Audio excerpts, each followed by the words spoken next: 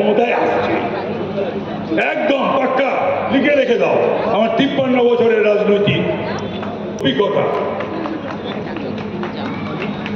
এবার সেটা বুঝতে পারছি। যদি আমাদের পুলিশ প্রয়োজন পড়ে না, আমার তো প্রয়োজনই পড়ে না। আমি এমন কোনো কাজকর্ম করি না যে আমার পুলিশ প্রয়োজন পড়ে না। আমি লালবাজার যাওয়া কোন কালে ছেড়ে দিয়েছি, আমি থানা টানায় যাই না। 13 বছর ছিলাম বড়নগরের এমএলএ, 13 দিনও যাইনি থানায়, 13 দিনও যাইনি। থানায় যাবো কেন? বড়জন একটা ফোন করতে পারে, তাও কালে ভদ্রে। সেই অভয়া বাংলার আকাশকে বাতাসকে ভারাক্রান্ত করছে, ভারাক্রান্ত করে বলছে আমি বাংলার মেয়ে ছিলাম, আমি বাংলার মেয়ে ছিলাম, আমি কোন অপরাধ করেছিলাম? পোস্ট গ্রাজুয়েট করছিলাম, চাকরি করছিলাম সরকারি, আমাকে বলাৎকার করা হলো। কতগুলো অসুর জানোয়ার আমার উপর অত্যাচার করলো, তারপর আমায় খুন করলো। আর মমতা পিসি আমার বিচারটাকে ধামাচাপা দিয়ে দিল।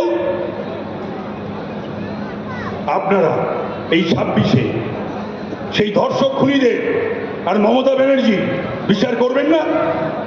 করবেন না? হ্যাঁ কিনা বলুন? করবেন না? জোরে বলুন। হ্যাঁ দেখুন, দুর্বল হ্যাঁ কেন?